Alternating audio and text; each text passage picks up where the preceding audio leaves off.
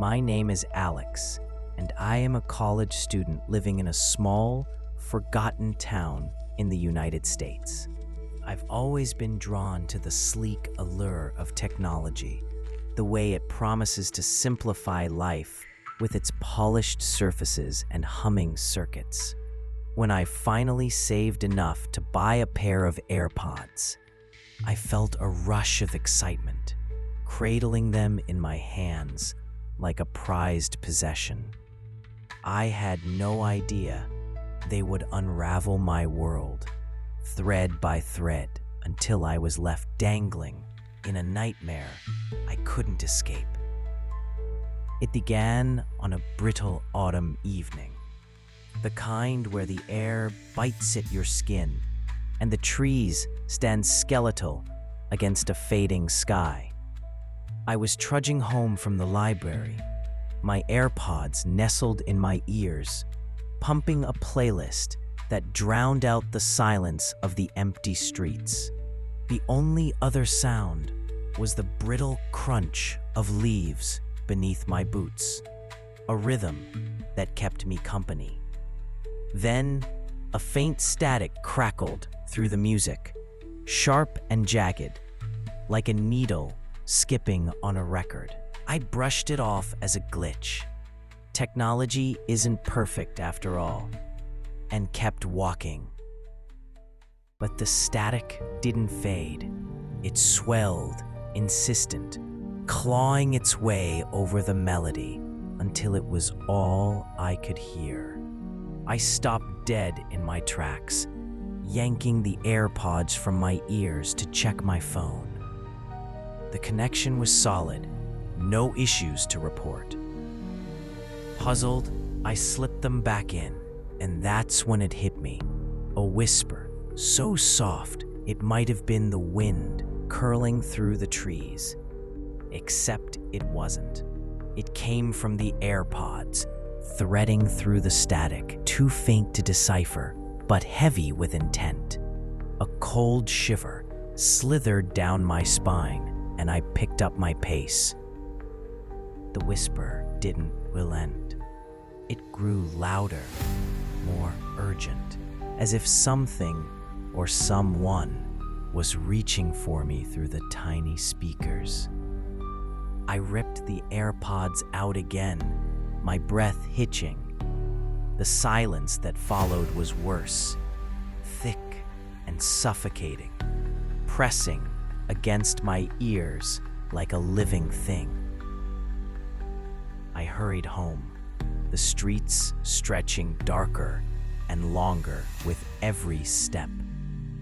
Shadows twisted in my peripheral vision, and I couldn't shake the sensation of eyes boring into my back. But when I turned, there was nothing, just the hollow glow of street lamps and the rustle of leaves skittering across the pavement. I made it to my apartment, fumbling with the lock before slamming the door shut behind me. My hands trembled as I shoved the AirPods into their case, sealing them away like a Pandora's box I wished I'd never opened. That night, I lay in bed, staring at the ceiling, the whisper replaying in my mind. What did it want? Why me? Sleep eluded me, chased off by the creeping dread that had taken root in my chest. The next day, I tried to pretend it hadn't happened. I went to class, took notes, smiled at acquaintances, but the moment I slipped the AirPods back in, the whisper returned. This time, it was clearer, a fragile thread of sound weaving through the music. Help me, please. It was a woman's voice, soft and broken. laced with a desperation that made my stomach churn. I wanted to tear the AirPods out and hurl them across the room, but something held me back. Curiosity, maybe, or a flicker of pity. Who was she? What did she need? I threw myself into research, scouring forums and tech blogs for any hint of haunted AirPods, some glitch or prank that could explain it. Nothing.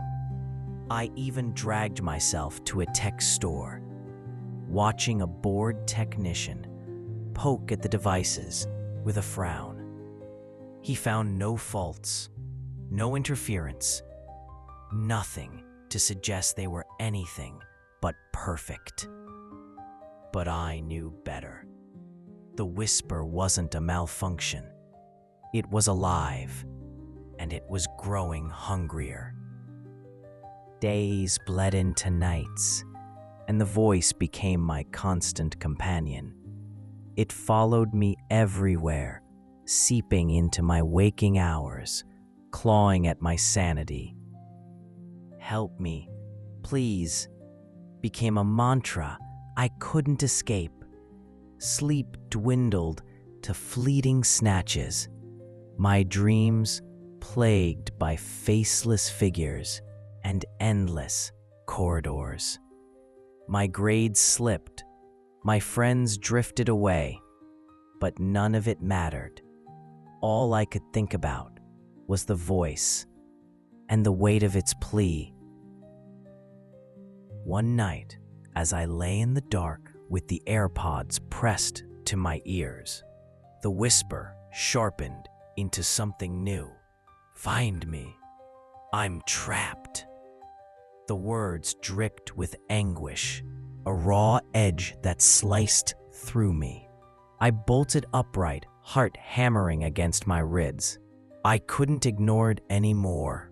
I had to know. I had to find her. I let the voice guide me.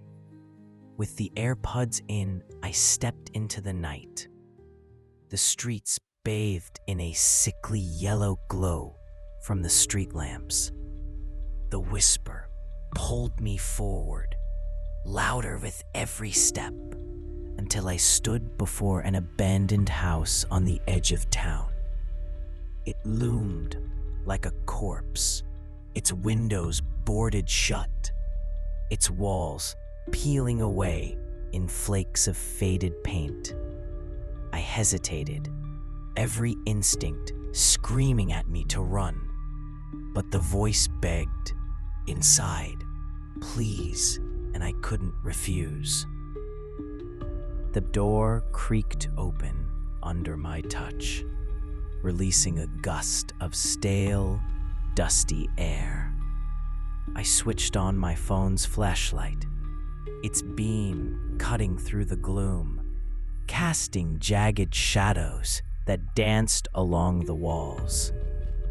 The floorboards groaned beneath me as I followed the whisper to a small room at the back. There, on a table coated in grime, sat a diary, its pages yellowed and curling at the edges. I brushed off the dust and opened it, my eyes scanning the cramped handwriting. It belonged to a girl named Emily, who had lived here decades ago. Her words painted a life of isolation and despair, a soul suffocating under the weight of her own existence. The final entry was a jagged scrawl, a confession that she'd ended it all in this very room. My breath caught as the pieces clicked into place. The whisper was Emily's, her spirit tethered to this rotting house, crying out for release. Fear and pity warred within me. I wanted to help her, But how? I tucked the diary under my arm and fled back to my apartment, the night pressing in around me. I spent hours poring over websites about restless spirits, rituals, anything that might free her. Doubt gnawed at me, but I had to try something. I slipped the AirPods back in and whispered into the void, asking what she needed. After a pause, the answer came. Burn it. Set me free. Burn the diary? It felt wrong, destructive, but her voice was so certain. I carried it to the backyard, my hands shaking as I struck a match. The flames devoured the pages, and for a moment, I heard a sigh of relief through the AirPods. I dared to hope it had worked, until the air turned frigid, and the sigh twisted into a scream. "No!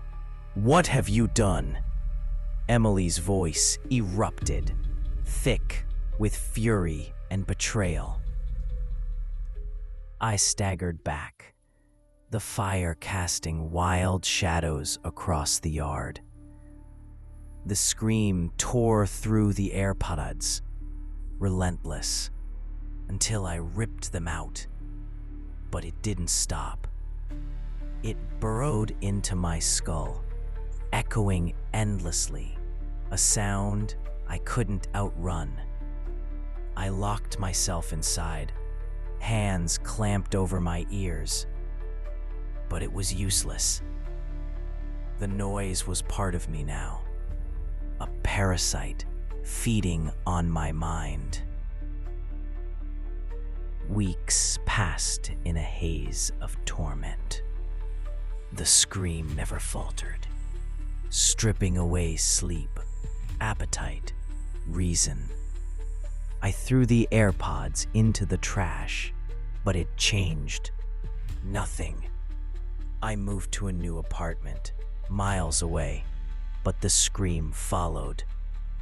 A priest came, his prayers trembling in the air. But the exorcism only sharpened the sound, made it angrier. I was trapped, a prisoner to Emily's wrath. Desperation drove me back to the house. The scream peaked as I crossed the threshold, but I pushed forward, collapsing in the room where it all began. I whispered an apology, pleading for a way to fix it. The scream softened, and her voice returned, faint but clear. Bury me. Give me a proper resting place. Her body had never been found, I realized. Her spirit was restless without closure.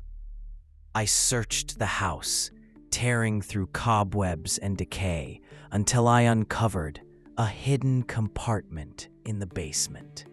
There, wrapped in shadows, were Emily's remains, brittle and forgotten. I called the authorities, and soon she was laid to rest in a quiet cemetery. Standing by her grave, I felt the scream fade, replaced by a stillness that should have been peace, but it wasn't. The ordeal had hollowed me out. The memories, the scream, the fear, the guilt clung to me like damp rot. I couldn't bear the sight of earphones, let alone AirPods. I left the town, chasing a fresh start, but the past wouldn't let go. I withdrew from the world, a ghost in my own life.